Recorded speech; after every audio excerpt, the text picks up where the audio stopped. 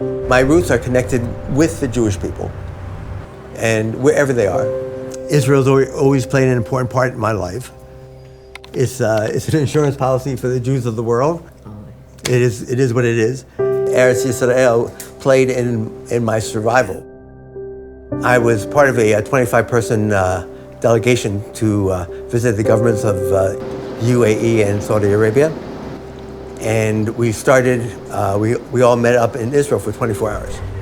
Well, at that time, because of COVID, when you meet up in Israel, you have to take a blood test. Next day, when I got the blood test back and the delegation was meeting in the lobby, we were all comparing our scores, like in college, your test scores. And people were, triple digit, 325, 650, and I was minus 23. Minus 23. I better go see my doctor. And that's where the adventure began. The absolute diagnosis of acute myeloid leukemia came from.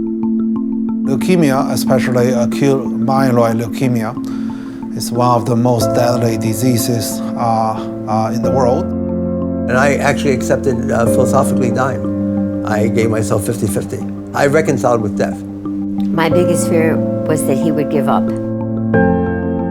Every day, you're grateful that all of your loved ones survived the day. His biggest fear is that the person that you care for tremendously, will not have a success with any illness. So finding a donor is an important first step for stem cell transplantation. We are against the time in terms of finding donors.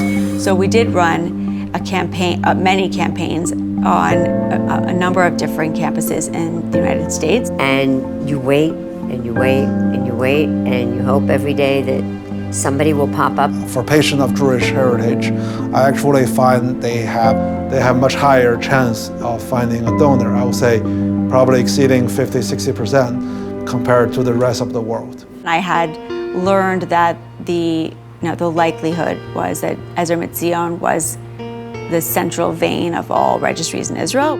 From my experience, I would say Ezer Mitzion is one of the best, if not the best, donor registry in the world. Bracha Zisser and her team worked tremendous magic. And so she told me I have a donor, and I said, really? And then she said, yeah, she's a girl. I said, really? Wow, really? So it was January 26, 2022.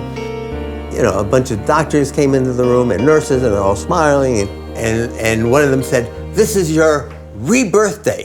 And they come in, and it's these 3 little packages of pale pink, not even bright red, it doesn't look like blood. And they hang it up, they hook you up, they put it in your report, and that's it. This is great. And you go, thank you, God.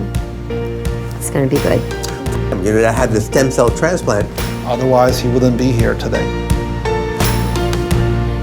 This is amazing. This science is amazing.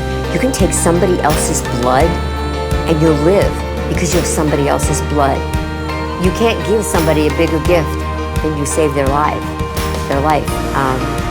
And it's really hard. You can't say thank you, and you're not allowed to meet the person for a year. But what would you do if that person was in front of you? You would go crazy. And that's what this woman did. She saved my life.